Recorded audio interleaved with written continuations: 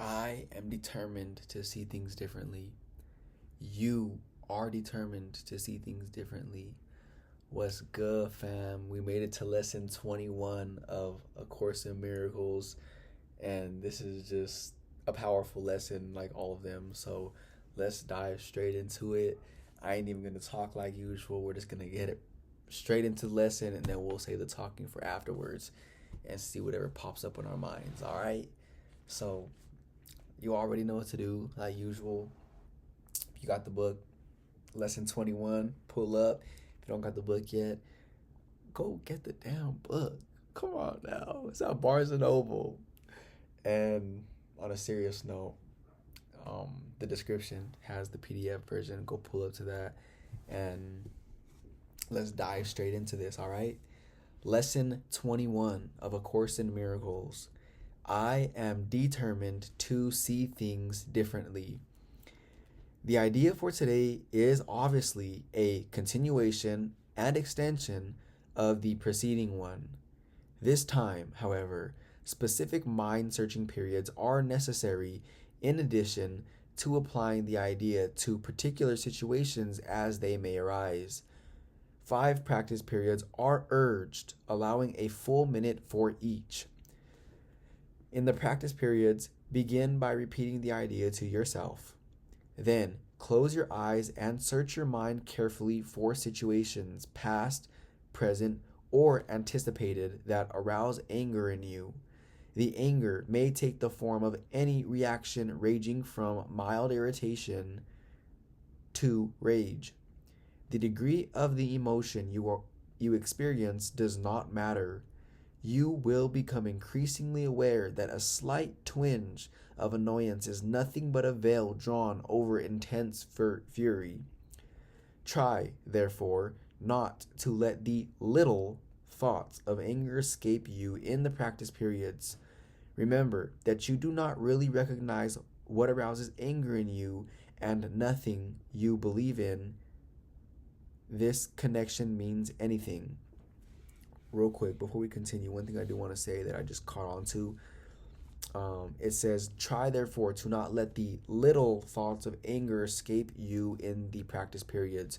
So there is really no such thing as little. Although one situation in our life may be causing us anger, and then the other one may be causing us a little tiny annoyance, and that annoyance may appear smaller than the big anger, they are really both equally disturbing to your peace of mind, which is why there is no difference between something that may appear smaller or bigger to you, because every what's the word that I use?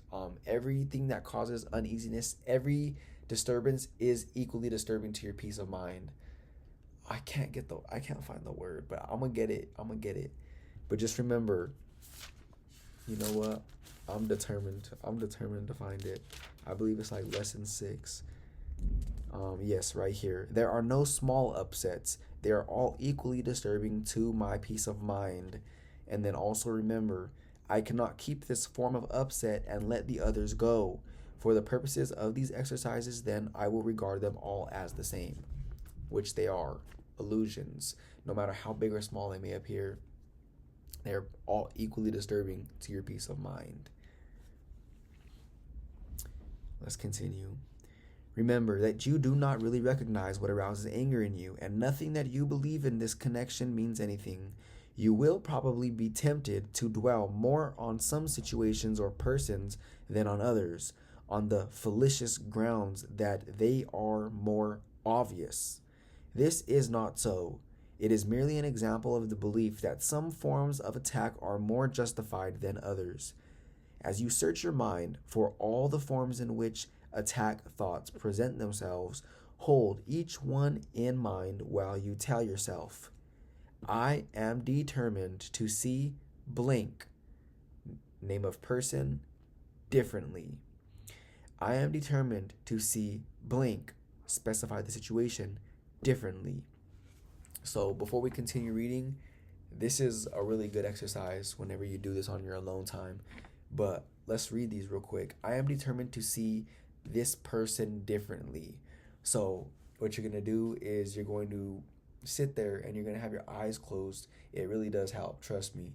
And you're just going to search your mind for a little bit. Just don't even try too hard. Just close your eyes and give it some thought. Just think of the people that first come up. Think of someone who has been causing you frustration or whatever, someone that you hold a grudge against. It could be someone that you talk to on a daily basis or you haven't talked to in years. But you'll know that person who comes up in your mind that is causing you uneasiness.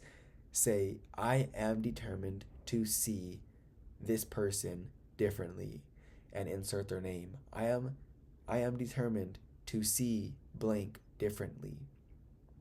And then same thing for a specific situation. Close your eyes and search for whatever situation that may be going on in your life that has been causing you uneasiness, and whatever that situation is, say, I am determined to see this situation differently.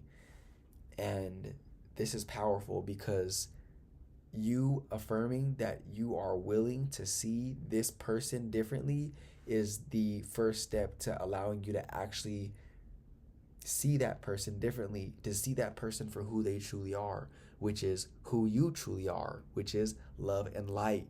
Remember that what we think about other people has more to do about us than it does about that person, because we are all reflecting back to one another our own beliefs about ourselves.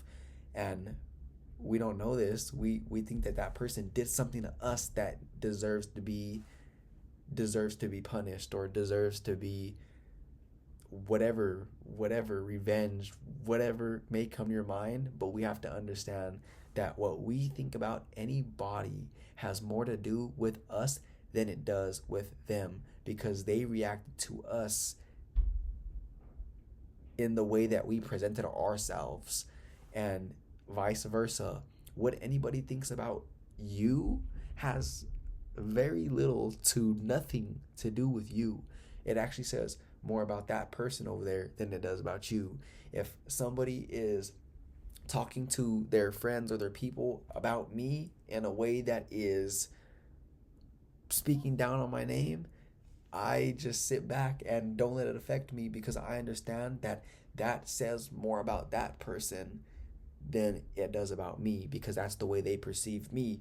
But why do they perceive me in that way? Because they perceive with the lenses that they're wearing. They see the world through the lenses of fear. They see the world through the lenses of jealousy or envy or not enoughness or inadequacy, whatever. Those are just some examples that they see the lenses through. And whenever somebody looks at you and they do something to get you down or angry or whatever, first of all, just remember that you are invulnerable. Nothing could ever harm you. You are perfectly safe, and it is only our illusions that make it appear that we are needing to defend against something that someone else does to us. We feel like we need to defend ourselves, but what is always safe has no need for defense. So just kick back, like don't let it get to you, and that's gonna affect them probably even more. But it's okay, because you are leading by the clarity of your example, showing them that what they are doing to you and saying about you and thinking about you really is incapable of affecting you, because you are a child of God and so are they. And in that moment, although they may not be able to receive the message, they are being reminded of who they really are too. And let's go back to that one more time before we continue the lesson. And we're using they as people who you may hold grievances on, that have done you wrong in the past. Just remember that they did that because they were asleep to who they really are. Because whenever someone's awake to who they truly are, which is love and light, then they would never do anything that would ever cause that uneasiness to you. So there's two questions that we need to ask ourselves here. Whenever somebody does something that appears to be wrong to us, one, we have to remember that they would not have done that if they were awake to who they truly were. So it's okay. They're just sleeping and they are seeing something in you that is what you're reflecting back in them. So the joke's really on them. Second of all, how are you taking that?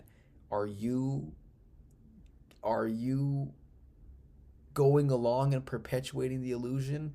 Am I taking what they're saying about me seriously and perpetuating and reinforcing the illusion in both me and them, keeping this illusion that is not really there alive in our minds? Or am I going to kick back and understand that this is just this is just a little detour that their ego is doing, and they are a child of God like me, like everyone, but they have fell asleep to who they are in that moment. And if they were awake, they wouldn't have treated me the way they did, because that's really what's happening here in all moments in time. But enough about them.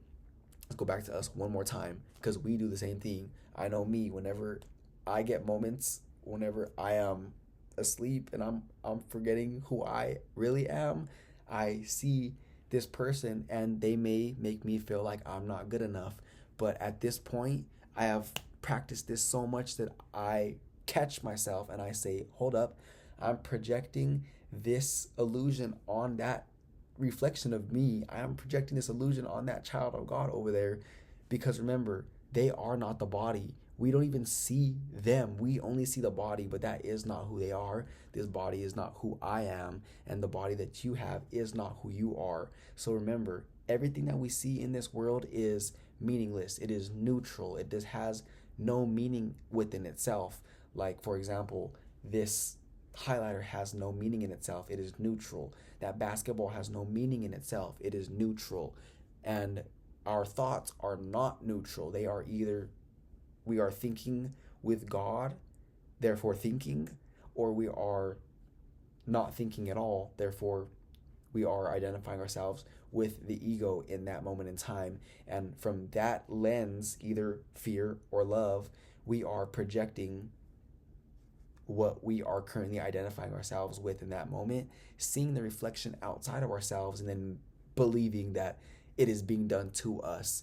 And this is big. This is very big to understand, because when you understand this, you understand that you're always the problem. I'm always the problem. And problem's too strong of a word.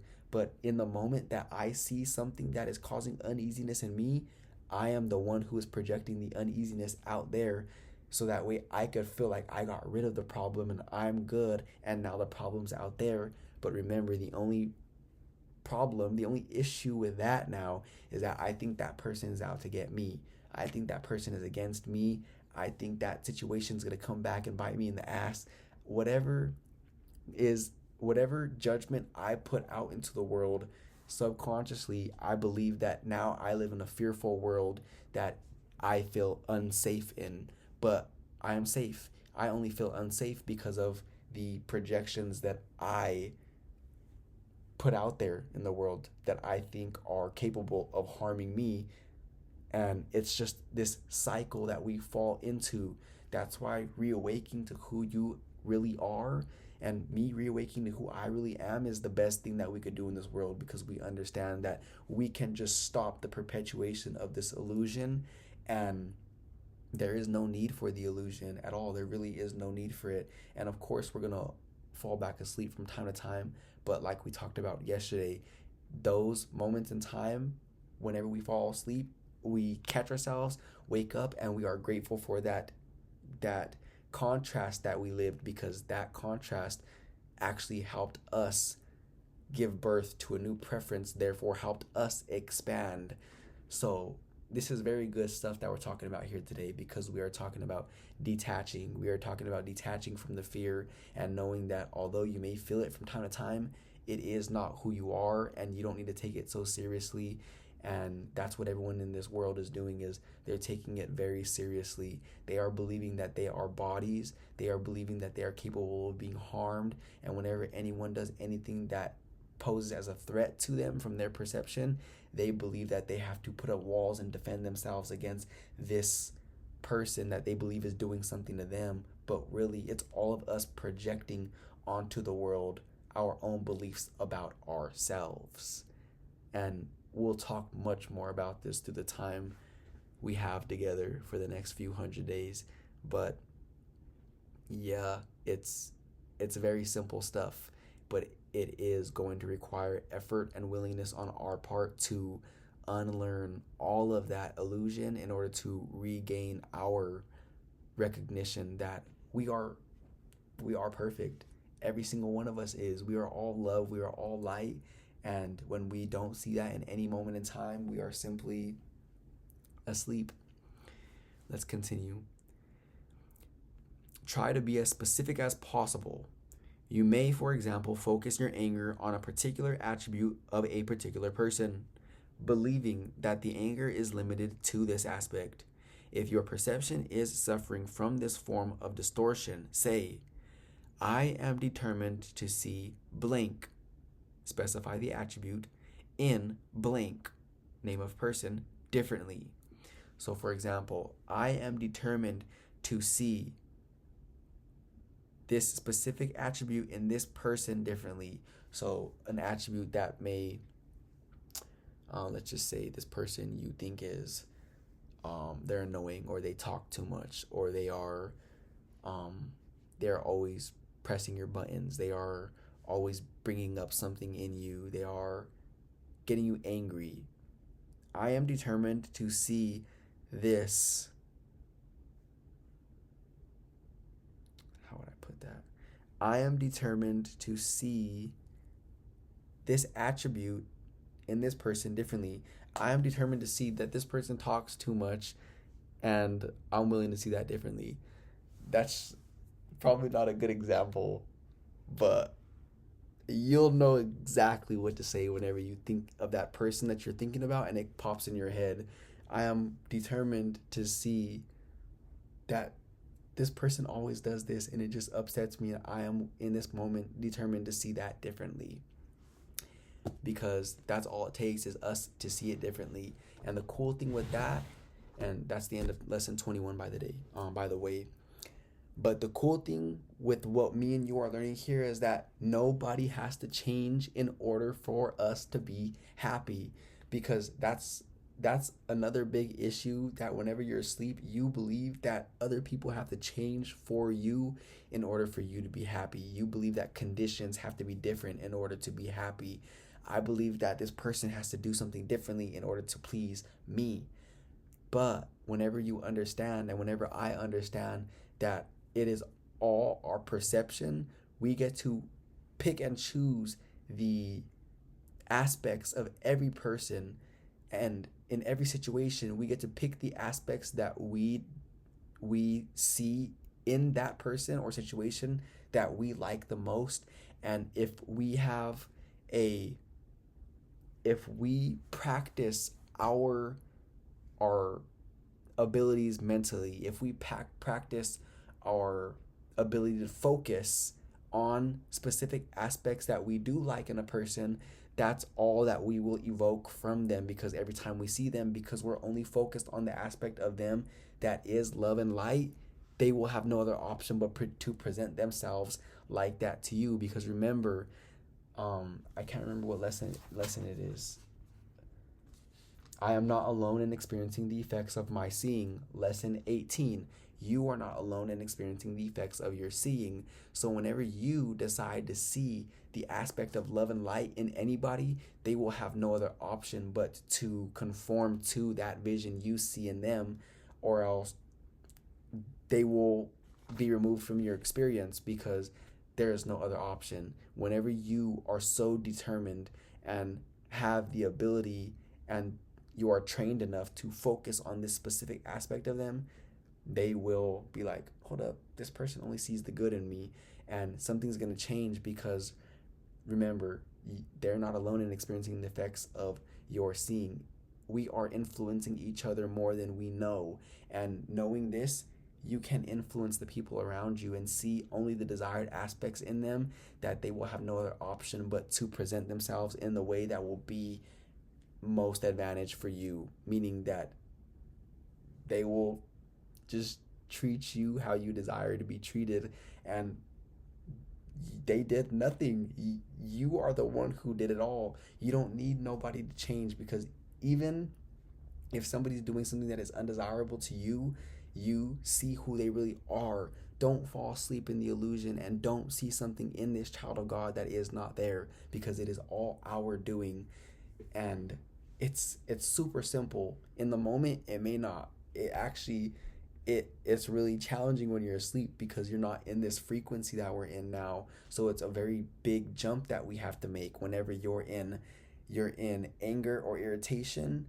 That's a very big jump to joy and love and freedom, which is where we're at now. We can't jump like that. So it is going to really take practice for us to be on this state of mind that we're currently at right now, and practice this long enough to where it's autopilot and we will not even have to try no more. But for now, for the time being, this is why me and you are training our minds. We are training our minds so that way we never have to train them again, because this is who we really are. Whenever we are learning what's in this course together, we are not really learning. We are basically unlearning everything that is blocking us from seeing the love that already abides within us. It's there.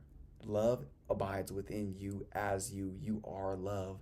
And that may sound like such a concept when you're hearing that for the first time, but trust me, already if you haven't already experienced this already, just trust when I tell you that this state of mind is one that is here in this moment right now. And whenever we heal our perception to its natural state, which is seeing everything and everyone for what it really is, which is an extension of God, and God is love, light, eternal, infinite, all these great attributes, creation. Whenever we see everything as the reflection of God, which is who and what everything and every one of us is, it is just ineffable. There's really no words that could describe that, but it is what you have experienced whenever you were first born into this body. That's all you felt. And if you don't remember, take a look at any child that you know, whether it's a niece, nephew, your own child, or a sibling, whoever it may be, or even whatever.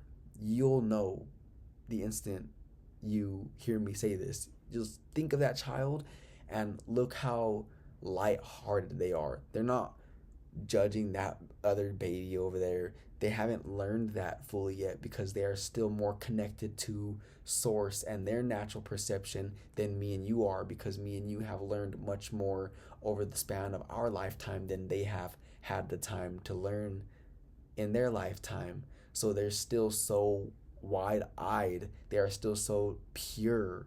And that is who you once were and who I once was. And that perspective still exists within us. That is who we really are. Everything else that we have added onto that is just our making. And do we really want to keep that? Or are we willing to remove all that junk that we've learned to regain that perception that we had whenever we were freshly born into these bodies? Because remember, me and you are much older than we think. You are infinite. You are eternal. You have always been. You have always been. And like now we're getting into again, we can't see this with our eyes. So depending on where you're at and your understanding of this information is, depending on where your understanding of this information is, you'll know or have a hard time understanding that you are eternal. So you are much more of a genius creator than you think. I am much more of a genius creator than I think. But whenever you're a baby, you look at a baby and they look so innocent and you think that they are just like, they don't know nothing. They need to learn. They don't know math. They don't know how to read. They don't know how to write. They seem so vulnerable. They seem so uneducated. But trust me, that little baby right there is probably much more intelligent than we are in terms of knowing who it truly is and knowing how to create and be the greatest creator ever, because it hasn't learned anything to obscure that truth which it is. So I believe that this is a good place to conclude lesson 21. I am determined to see things differently. You are determined to see things differently. And just know, the more willing we are to remove any blocks to love that exist within us, the more willing we are to do that, the quicker, the easier it will be for us to follow through, follow suit, and regain that perception that we just discussed that still exists within us. And I promise you, that is what we want. Whether we know it or not, that is what we want. That is God's will, and that is our will. And although we may fall asleep and we may not understand that that's our will, it is. That is truth. That is what we intended. Coming in these bodies, we were determined to remember that we have inner guidance, and remember that there is no right or wrong way in this world. You could be, do, and have whatever it is you desire, and whatever anyone thinks about that has more to do with them and their own false sense of who they are and false sense of who you are than it does about you. It's all their perspective, and they have just fallen asleep to who they really are. And like, one more thing I will leave the both of us with is, let's just think of a crazy analogy right now, okay? Think about if everybody on this planet were born today. Every single one of us, let's just say I'm just gonna say, I believe there's, like, from what I've heard, like 8 billion people on this planet. I do not know how accurate that is, but let's just use 8 billion. Pretend 8 billion of us human beings were born on this planet all today, and we were all babies.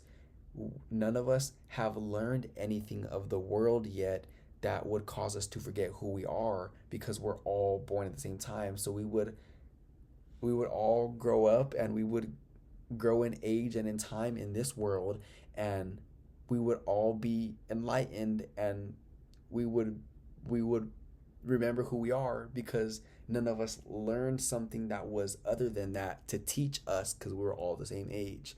So I hope that analogy made sense. That's just kind of something I thought, but that's kind of what heaven looks like. Heaven is what me and you are experiencing right now. This state of mind, this peace, this bliss, this love, this joy that is in everyone and everything. This is the condition that is closest to heaven we can get in this world, in this moment, in this instant. And this is always here for you. This is always here for me. And anytime you need this, you could always return to this video. And this little video right here will be a slice of heaven for the both of us to tap into whenever we fall asleep. And it will be a reminder of the eternalness of our true nature. So until then, I will catch you tomorrow for lesson 22. And may we never be the same.